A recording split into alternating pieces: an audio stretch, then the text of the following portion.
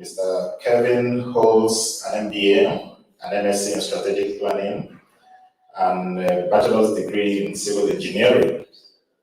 He is also a qualified chartered accountant and currently a student studying business administration at doctorate degree. He is currently the CEO of Water Supply and Sanitation Regulatory Agency of Zambia, Wasco. Ladies and gentlemen, join me in welcoming Engineer Kevin Chitumbo for his presentation.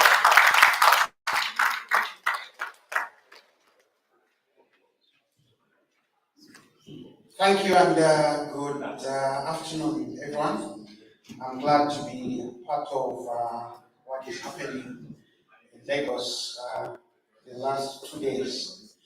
So I'll be looking at regulation as a tool for sustainable water and sanitation service regulation, the Zambian experience.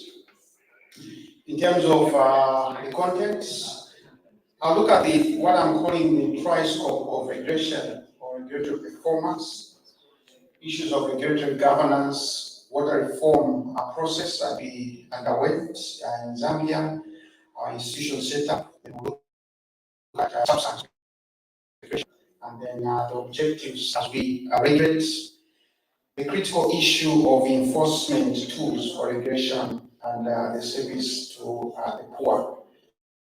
And then end with looking at the regulatory impact and the main focus of the regulator and how we balance different interests. Let me start by just describing what I'm calling the tri-scope of regulation. I think regulation is underpinned on three pillars, so to say. The issue of governance, regulatory governance, where you look at issues of legislative or legal and institutional setup of the regulatory agents, the systems that you go through and the processes of making decisions, which basically brings credibility and legitimacy for any regulator. The issue of transparency in terms of the decisions that are made. So that leg of regulatory governance becomes critical, but also there is a leg of regulatory substance that looks at the content of regulation, how you set tariffs, the method and processes, issues of technical and commercial, quality of standard, service, poor issues, and increasing access to water as another leg, so to say. Now, when you look at the two legs, then you'll be looking at the impact of regulation, and the impact will be looking at how do we ensure cost effectiveness and having reliable infrastructure service and also financial viability of the regulated, and obviously an environment that attracts investment. If you achieve that, then the regulator or regulatory framework is working. So looking at the regulatory governance or the how of regulation, you start with the issues of policy. And I think the issue of policy is meeting. So the policy becomes an anchor, so to say. It's a light that allows everyone to see what should be happening in terms of that particular sector.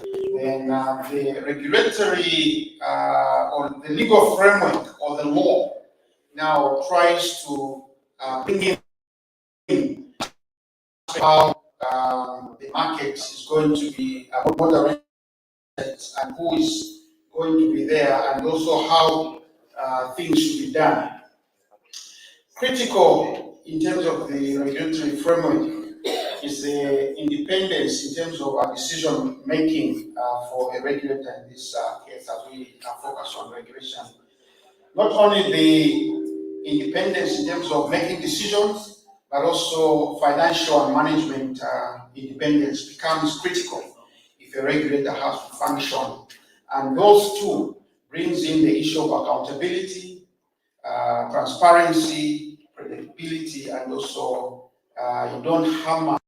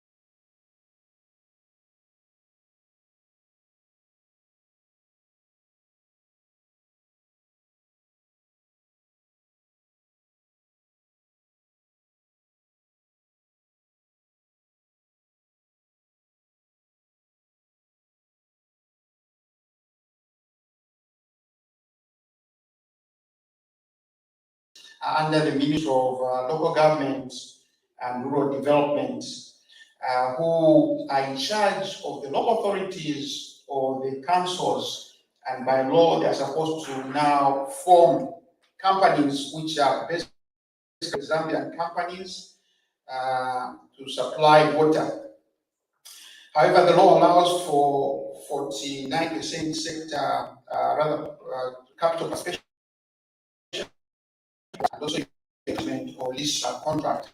However, I should stress that currently in Zambia, all the commercial utilities that are supplying water are 100% owned by local authorities, and these are supposed to be regulated by MWASCO, reporting to Parliament through our ministry to create independence of the regulator. So in terms of the setup of regulation in Zambia, we have powers and responsibilities that are defined in the Water Supply and Sanitation Act that are referred to, but also to ensure we are accountable. There's a process of appeal, just in case a decision that we make as a regulator is not something that someone might consider sound, they could appeal to the minister with a further appeal to the High Court. And then we are quite independent statutory body with our own budget raised from our license fees, and we report to Parliament through the ministry. We are a small lean organization of about 22 personnel, including support staff, and supported by a 2% provider turnover. However, we also have part-time inspectors that augment our operations. So that is the regulatory governance. Now, looking now at the regulatory substance or the what of regulation, you'll be looking at the content of regulation, issues of market access, licensing processes, and then issues of tariffs, how you go through the process of licensing, issues of quality of service and standards, the technical and commercial standards, issues of POA become critical if you have to regulate, and at the end, this should result into quality and robustness of the regulatory decisions that you make.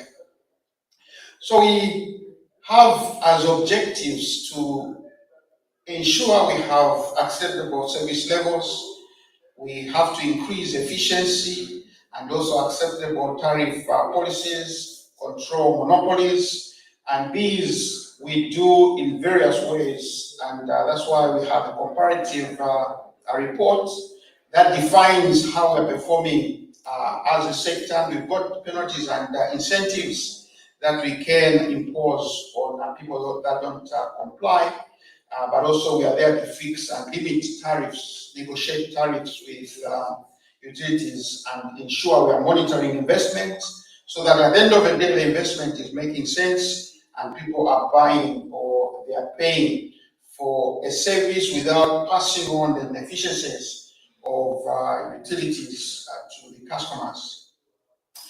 So the tools that we use, licensing providers, we have guidelines that we develop, we negotiate in terms of tariffs, we have enforcement notices structured in various levels.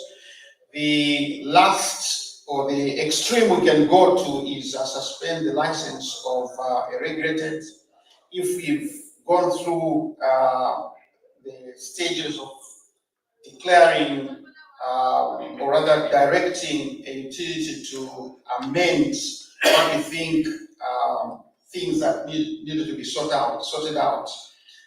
If not, we can go into an enforcement notice, special regulatory supervision, until a license is cancelled or suspended. And currently we have 2 utilities that are under suspension. And what we usually do is that if the suspension is imposed, then the board and the management of that particular utility will cease to exist, and the minister would appoint a statutory manager to manage the facilities for a period of 6 months, with an extension depending on what is happening. And for you to be able to reach that stage, obviously you need to earn your respect, and you need to know what you are doing. Servicing of the poor becomes critical, and again, this should be clearly defined in the law in terms of how you deal with the poor as far as the policy is concerned. Let's look at the impact of regulation or the outcome of governance and substance. This is where now you want to balance the interests of consumers and the providers. So the regulatory impact should strike a balance between the expectations and the interests of these 2 groups, which could be poles apart at times. But that's what makes regulation be impactful on the ground. And our focus as a regulator will be obviously to protect customers, also ensure we are having providers that are efficient in the provision of the service, but also how the sector is developing. So those are our focus areas. In terms of consumer protection, we are interested in access for all, including the poor. We've set the minimum service levels, and we ensure tariffs do not pass on inefficiencies to the customers. Information should be correct, and people should know what's happening. We promote awareness as our customers know what they're entitled to and also their responsibilities. Commercial utilities need to be efficient, and our focus is basically to ensure we are promoting efficiency gains, they're respecting the standards, and investment that comes into the sector makes sense at the end of the day. And in terms of development of the sector, our focus, our interest to see that we can avoid capital drain, issues of corruption are things that we want to focus on, but also create an environment that promotes investment and also competition.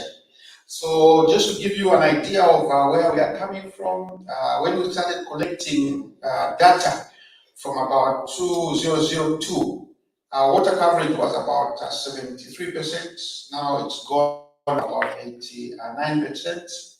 Sanitation coverage, we're coming from about 32% to 71% now. So connections, we're coming from about 206,000 to 527,000 now. Metering ratio, we were at 22, but now we're at 82%.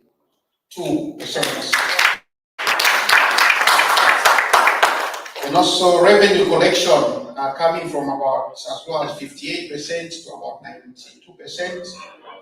Cost coverage from about 60 to about 86%. But what keeps us awake is what we call regulatory balancing different interests. Water being a monopoly, there can be a lot of suspicion, and there is water being a social issue, but also an economic issue. All stakeholders have to comply to the laws and the rules that we've set up. And as a result of that, the regulator obviously deals with a number of sector players, the operators or the commercial utilities who would want a tariff increased without looking at efficiencies. The government institutions at times would want to have water without paying. The consumers want a low tariff. Politicians, when it's an election year, they don't want the tariffs to be raised. Development partners at times have their own agendas. But as a regulator, you need to be aware about all these interests and see how you can balance and ensure at the end of the day, the sector is surviving. And so you need to treat all providers equally and also ensure that rules are understood by all stakeholders and are complied with. But what is critical also to ensure the regulators on the ground with the limited costs, obviously. So basically, I think that's what keeps us awake and what makes regulation interesting. Let me end with a proverb, one of the African proverbs that say, for tomorrow belongs to the people who prepare for it. So we can define what we want to see and begin to do things today for us to be able to arrive at what we expect to see. Thank you so much.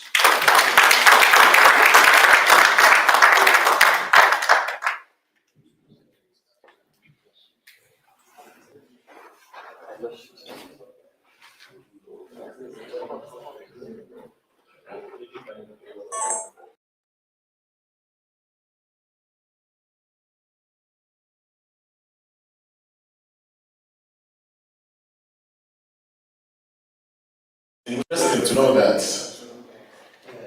regulation has been the reason Zambia water is, has been turned around. Regulation has played a critical role. It has provided the much needed catalytic effect in driving performance of the utilities in Another interesting thing is that regulation in Zambia, for me, I see it as a homegrown solution. Homegrown.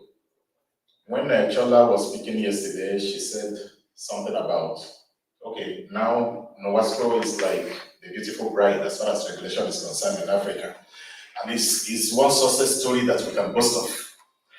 But in associating with Nowasco, we must copy those principles, those things that they tried that worked for them, and then we copy and then see how we can also adapt to our own circumstances here so that we can attain efficiency in service delivery in our water sector. In the room here, we have three regulators. We have the Executive Secretary, Laswako, we have the DG, Delta State Water Regulatory Commission. We also have the Executive Chairman of Kaduna State Water Regulatory Commission. And I know that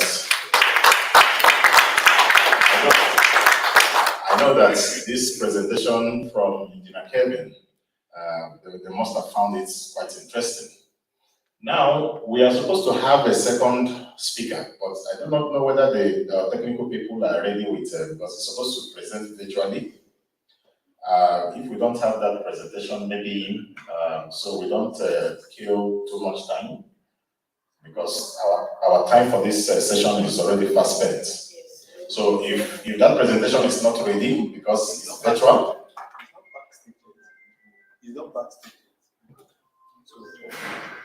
so if they are not ready with that one, we can go on or go ahead with our panelists. So we can start discussing. In the event that they succeed with their connections, maybe we can, yes, we can still take that presentation. Having said that, we'll be having 5 people to discuss some of the questions we'll be asking this afternoon.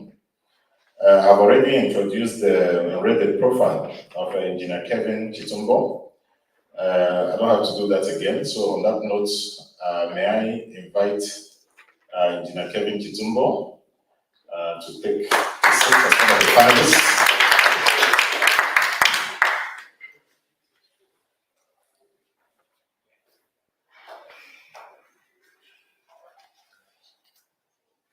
The second panelist, Mrs. Theodora Iwaroka.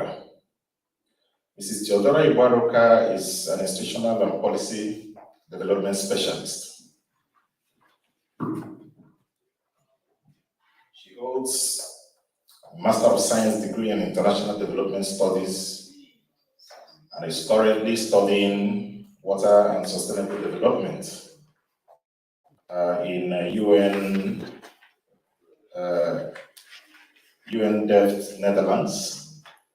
She has over 12 years progressive experience on driving systemic change towards water service provision. She is well experienced in advocacy, strategic communication, policy and legal framework reforms, and institutional development to improve organizational capacity for improved services. Theodora has led many service providers in different states, as well as networks of CSOs on a high-level wash, health, education, and environment-focused advocacy programs that resulted in review and changes of state laws and policies. She has worked as institutional and policy development specialist for both World Bank Shore Wash and USAID e-wash programs. As a wash consultant in an EU UNICEF NDSP program, as a sanitation facilitator in WaterAid, Bill and Melinda Gates Foundation Sanitation Program, and also in same capacity in many DFID funded projects in Nigeria. Join me in welcoming Mrs. Theodora Iwaroka as one of our event specialists and panelists in this afternoon session.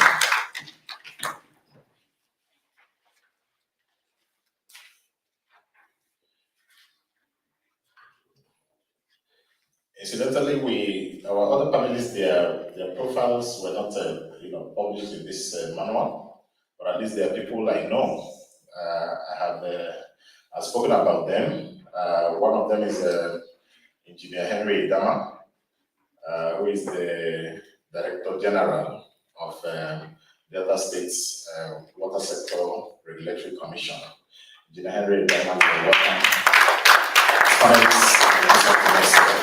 Station of Regulation. Then the fourth person is Dr. Dogara. Dr. Dogara is the Executive Chairman of Kaduna State Water Regulatory Commission. We are pleased to have you participate as one of our panelists in this afternoon's session on regulation. You're welcome, sir.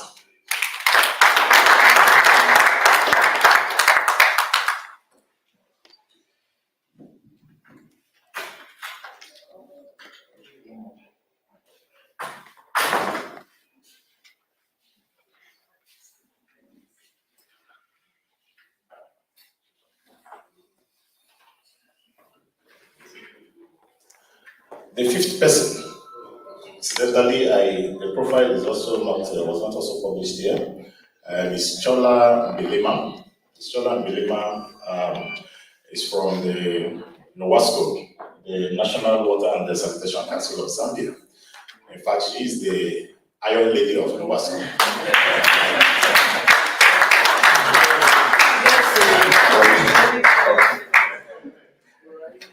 You're welcome. On this note,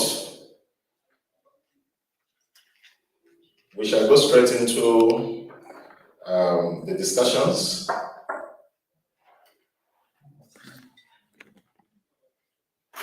We shall go straight into the discussions. The discussions are centered around the regulation. As a sector people, some of the problems and challenges we have in the water sector, they are not new. The only thing is that the conversations must continue. So when we talk about these recurring problems, it's not as if we are oblivious. We know, but we'll continue having these discussions until we have enduring and lasting solutions. LUAC 22 has provided that platform. You know, it's not easy to get these people to speak to us because of, they have very busy schedules. I know the effort on the part of the executive secretary, she even had to travel because of LUAC 22 to speak to some, highly revered resource persons. And we really appreciate and thank them for finding the time to be with us. A lot of people travel to Zambia to learn from the Zambian experience, but here in the room, we have the Zambian experience in the room here. So after this session, this may obviate the need to buy flight tickets to go to Zambia because the chief executive is here. So let me ask Dr. Idama, Engineer Dr. Idama, Henry Idama. The question goes this way. Nigeria's water sector is reading of self-supply. In most of the presentations, we saw this because of the failure of public water supply. And people have to use water. So everybody now is resorting to self-supply. We have boreholes and we have water wells. Of course, this provides ready access to water. But the growing concern has been on quality. Why public water remains the best is because of its portability.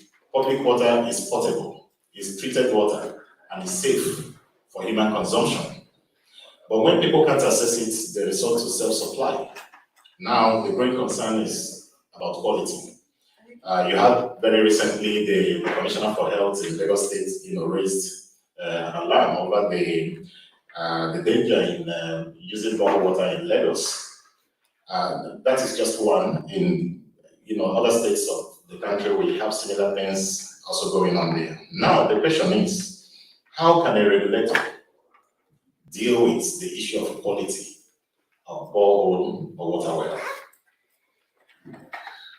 Thank you.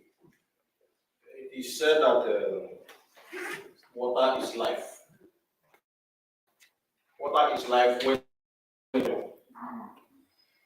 the converse is also true that water that is not potable is dangerous, can lead to instant fatality or instrumental death.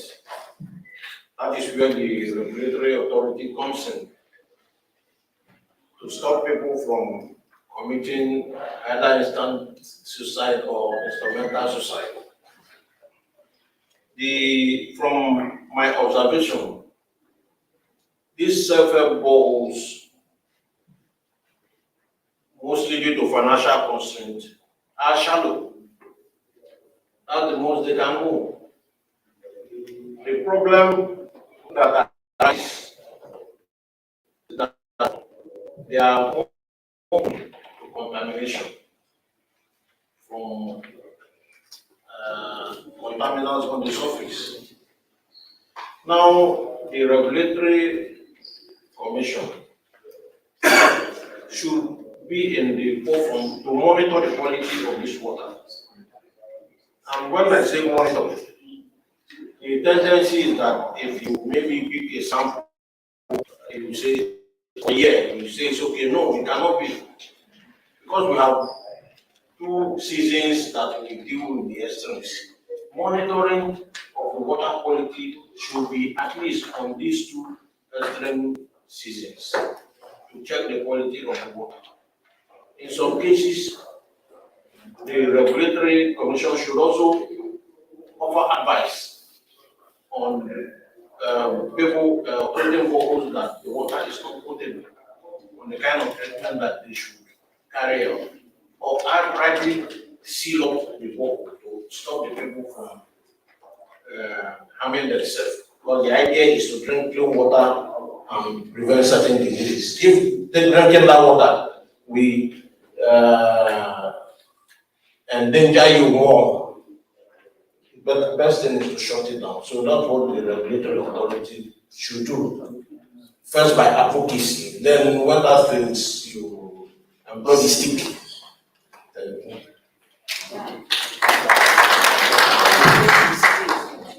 Thank you, Engineer Idama. Dr. Dogara, I have this question for you. Some states in Nigeria, maybe I should have taken this question before Engineer Idama spoke, but we can still take it now. Some states in Nigeria have set up regulation and more are in the process of establishing one.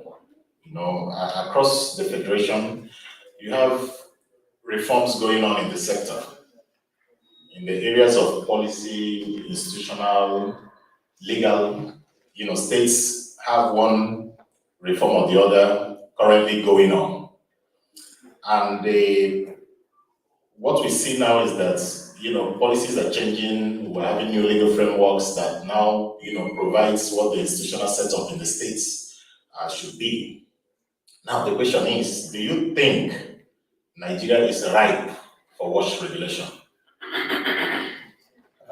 Thank you very much. Good afternoon, ladies and gentlemen. Yeah, you're right. It all started in Lagos. Lagos State, the first to establish a water regulation. Lagos State and Kaduna State.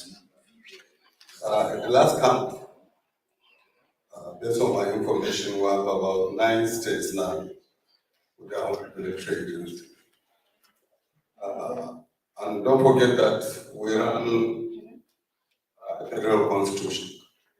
We also have a national water regulator. Certainly, Nigeria is ripe regulation in the wash sector. In fact, it's long overdue. When we came on board in 2016 in Kaduna State, we started by advocacy. We had a series of meetings with the major stakeholders, especially the private sector, the associations of borehole drillers, borehole drilling rig owners, the package water association of table water producers in Nigeria, and so on and so forth. We were pleasantly surprised to find from them that they were eagerly awaiting the establishment of a regulatory commission in Kaduna State. because there is a lot of quackery in the business. Those who are real drillers, they are concerned and they pledge to work together with us, make sure that we the industry. And the same thing with the table water producers as well. So the organized private sector is really ready for water regulation in the country. In the area of sanitation, that is one area that, especially urban sanitation, we in Kaduna State are very, very weak. There is no system in Kaduna State. Also, there isn't a single fecal sludge treatment plant in all of Kaduna State so far. We have some related to evacuation of fecal sludge. That is vacuum trucks. They are not very organized and they are certainly not regulated. So that is one area that we are developing our capacity to make sure that we also come up with good regulations. In the water sector in Kaduna State, we have developed about 5 regulations to regulate groundwater abstraction in Kaduna State, because the government is very concerned in the indiscriminate drilling of boreholes all over the place. We have also developed a code for water drillers in Kaduna State to abide by. We have also a code for package water production in Kaduna State. In terms of the quality of water that you have asked, the law establishing the commission stipulated that we have to make sure that any water provider in Kaduna State, the quality of water should be according to the national drinking water standard in the country. So we have adopted that one in Kaduna State because that is statutory. And so to answer your question directly, country is very, very ready for regulation. The only issue is currently, as we see it in Kaduna State, is the overlapping function with the other sectors. For example, there's so much overlap with the Kaduna State Environmental Protection Authority. It used to be an agency, so it was providing some sanitation services in the urban area. Their law has been reviewed. They are now an authority, so there are more regulators. So right now, within the state, there's a lot of discussion going on. Why exactly sanitation is supposed to be situated? Is it in the environment sector or in the water sector? One other issue also that is of great concern to us in terms of regulating water is the relationship between the tiers of government in regulation of water. We had the Manufacturers Association of Nigeria visited my office recently, just about 3 weeks ago. They are complaining. They are asked to pay for raw water, first by NIWA, National Inland Water Agency. We looked at the law for NIWA. Yeah, they have the mandate to charge. They are also asked to pay for extraction of raw water from River Kaduna by the Nigeria Integrated Water Resource Management Commission. We look at the water law. The minister has that power in the water law, and we are aware he has transmitted that authority to Nigeria Integrated Water Resource Management. We are also empowered by the law establishing us to also charge for that. So are they going to be paying 3 different agencies for extracting the same water? So this is one area where I think all the regulators will have to get together, coordinated by the national regulator, how to go about this. In terms of licensing packaged water producers, we have the same problem. They already obtained license from NAFDAC, and we told them that if they want to operate in Kaduna, they have to get a license from us. So they have a license from NAFDAC. I said, okay, go to Abuja and go it. If you come to Kaduna, you have to get out. But it's not fair on the And that means we are discouraging from investment to the sector. So those are the thing that is bothering us in Kaduna now. How do we relate with the federal agencies? But as regards whether the society is ready for water regulation, they are more than ready. Thank you very much. Thank you, Dr. Pagara. Mr. Odaro, regulating sanitation is an extremely difficult task. Regulating water supply is neither not an easy one, but your question is on sanitation.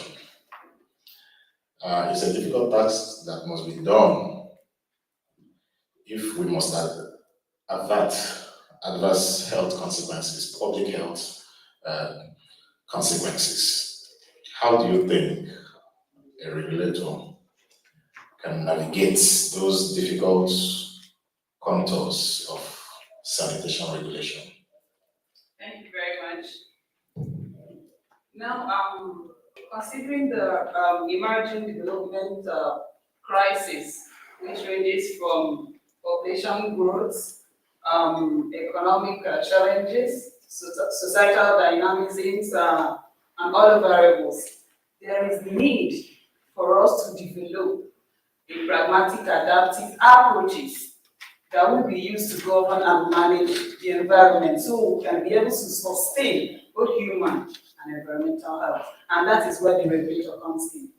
Now, for a regulator to be able to, you said, navigate the contours of these challenges that exist, we should start developing or devising, a way to adapt, just like Chola said, you said yesterday, a way to adopt and adapt with respect to our peculiarities, both territorial, regional, states, standards that will make us to regulate those 5 chains of sanitation value chain.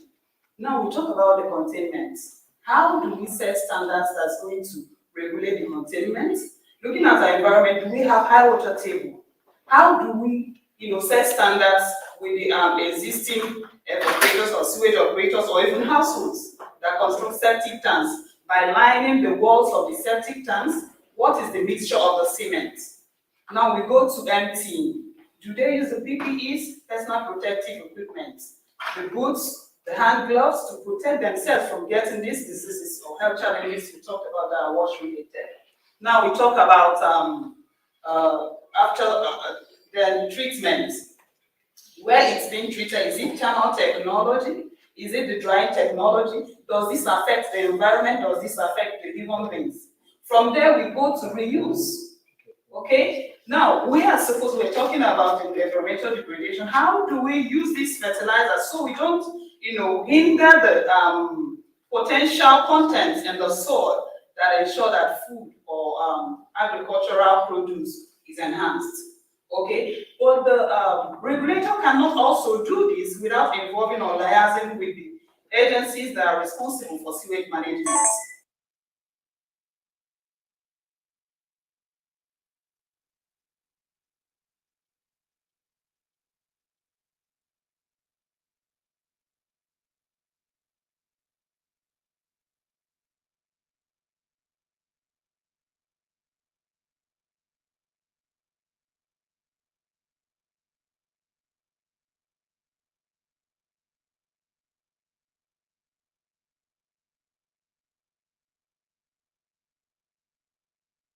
This morning that some areas in Lagos State pay for water higher than the areas that are in the slums. So we can devise also same strategy in the area of sanitation, where people that are living in the slums pay lesser for the sanitation septic tanks to be evacuated. We can also think in the area of yes, I've talked about pricing too.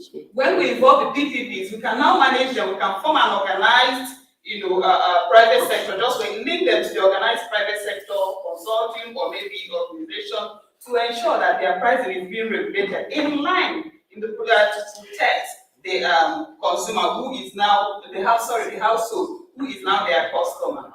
Thank you very much.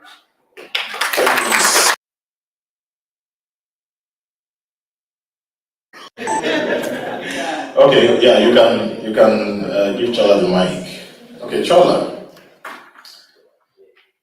A cordial and convivial relationship between the regulator and the operator is critical to achieving sector growth and stability. Relationship between regulator and operator. To achieving sector growth and stability and efficient service delivery in a sustainable way. How can this be achieved? How can the regulator work in harmony with the operators? How can these two entities have a healthy relationship for the sector to move forward? Thank you for that. It's hard to speak after the previous speaker. Why do I say so? In her submission, I picked one keyword where she said, you wouldn't want regulators to police you around. We are not policemen. And the moment that sinks into the regulated, then you get it wrong already.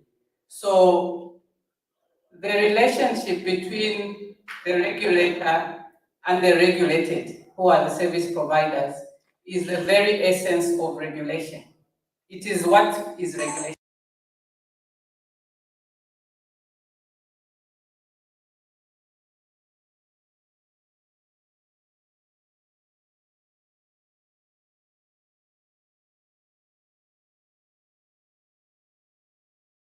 So it shouldn't be a policeman kind of arrangement. You know, policemen in Africa. Well, I'll speak about my country. I don't know about Nigeria. In my country, policemen are there to catch the wrongdoers. Only that. So they will, when they set up speed traps or things like that, they will actually hide and make sure you are speeding so that they catch you. That's the mentality. So, yeah, so that shouldn't be the regulator. We are not there to catch wrongdoers, all right? Regulators should also, on the other hand, not wine and dine with the regulated. So you are also not there to wine and dine with the people that you regulate, but you are also not there to hide and wait for them to do wrong so that you catch them. Yeah. So you are there, you are somewhere in between those.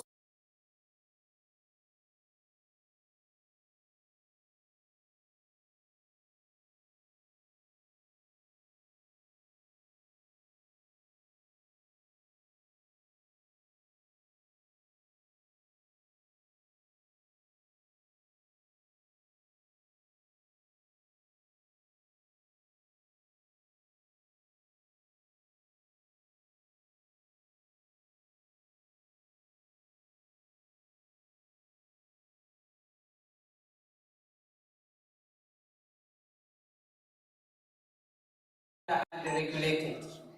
So it's not a black box. We must sit down and say, these are the rules of the game. This is what is expected of you. This is what is expected of me. How do we ensure that we both play our part and the goal? It's only the goal which is common here. The approaches between the regulator and the regulated are different, but all of us are aiming for the same thing. So we must agree on the end result, and we must agree that both of us have got a role to play to achieve that end game. So that's number one. Then the second aspect that we need to look at is to, like I mentioned, make sure that the rules are clear. And that's where most regulators get it wrong. So you want to regulate people that don't know what you're doing. So if the rules are not clear, it is totally unfair to put people on the spot to follow rules that they are not aware of. And most regulators that I've interacted with, quite a number, will wake up and say, look, we are supposed to be doing this. And they'll be issuing out notices and letters to say, why haven't you done this? But maybe the ones you're asking don't even know they're supposed to do that. So what you need to do is that when you set out your regulations, the doctor here talked about regulations and so on, they should be developed in a consensus sort of arrangement. We must sit on a round table and say, this is what we need to do. And are we agreeable? Yes. So let's go back and do it. It must not be the regulators sitting somewhere and saying, this is what should be done. And once they are done with developing whatever they are developing, they impose it on the regulated. That will not work because it will infringe on the relationship. The other thing that I want to do is that, to say rather, is that regulators need to build capacity. So it's not just checking on people. You might be checking on people that don't know how to do what you want them to do. So how do you then, put them on the spot? So you must be ready to build capacity as a regulator. You must be ready to nurture, to mentor, so that when you come back and demand, you would have done everything within your powers to make sure that what you are demanding is appreciated and people that you are demanding from are able to do what you are demanding. And by that, you will build the proper relationship. And like I said, the relationship that exists is the essence of regulation. Thank you. Thanks so much. We are already behind schedule and we need to proceed to the main hall so we can have the closing formalities of NEWAC 2022. But before we do that, I have prepared a question for Dr. Kevin, Engineer Kevin, but as it is now, I'll be requesting you to respond. When you were making your presentation, I picked something on regulatory independence. So I want you to tell us in 1 minute, Engineer Kevin, regulatory independence, is it earned? Is it given? Or is it taken by force? How do you achieve regulatory independence? In 1 minute, sir. Yeah, I think first thing, for a regulator to be independent, it should be clear in terms of how it's been envisioned in the policy and how it has been enshrined in the law. I think that becomes critical, so that everyone then understands the role of the regulator and how that they are not supposed to interfere with the regulator. But if that is not clear in the policy and also in the law, then it becomes difficult. But also critical is that the way the regulator, plays his part should be able to create an environment where he is respected within the sector. So in that sense, that will be aimed. Or for example, if the regulator is seen to be compromised, then obviously there will be a lot of interference.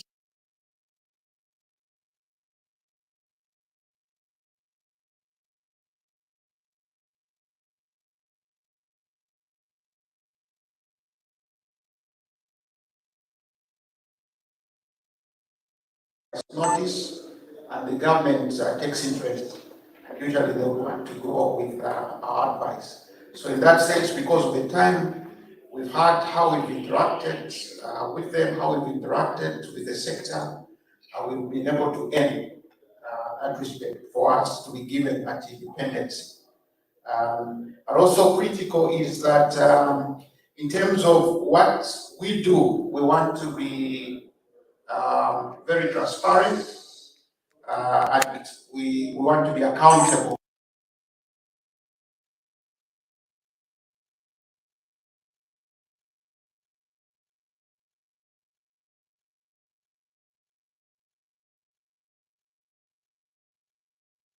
A position as if you don't know what you are doing or you can't be trusted, then definitely you won't be able to see that independence. Thank you. Thank you for that excellent response. Ladies and gentlemen, on this note, we draw the curtains for this session. We are grateful to our speaker and panelists. We thank them so much for the excellent responses. They've been quite insightful and educative. I know that for us participants, we have a lot of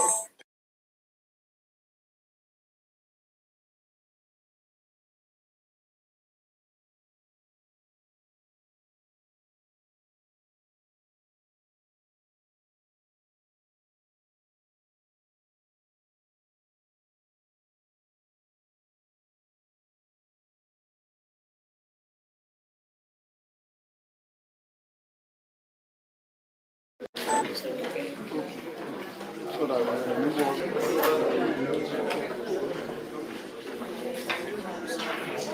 can we have a group photograph just quickly before we leave?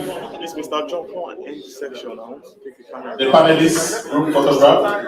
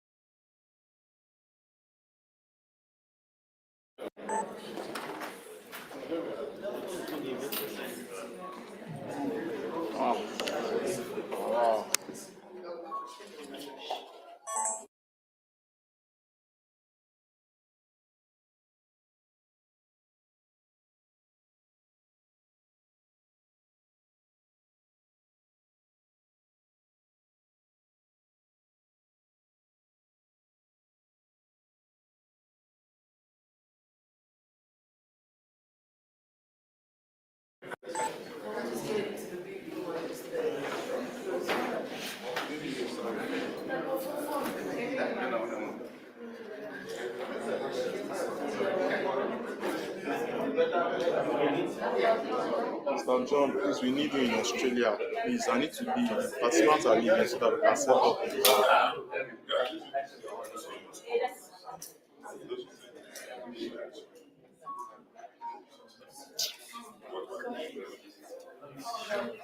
Mr. John, are you with me? Mr. John.